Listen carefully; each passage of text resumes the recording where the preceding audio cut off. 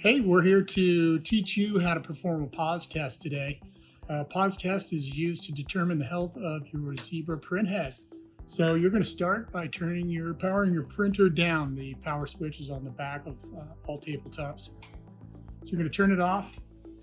Then you're going to push the pause button on the front console of the printer. Push and hold the pause button.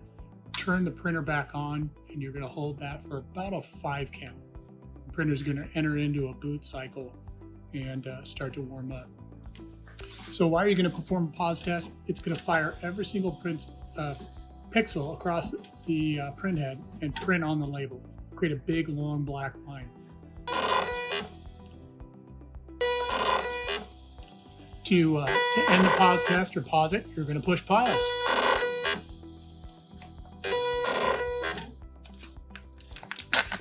And then from there, you're able to see we've got a printhead here that has 2 dead pixels.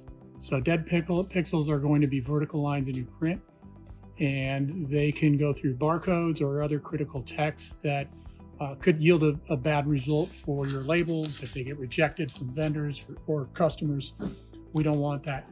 You can continue to use this printhead, no problem, as long as those 2 lines or any lines that are discovered do not affect your print.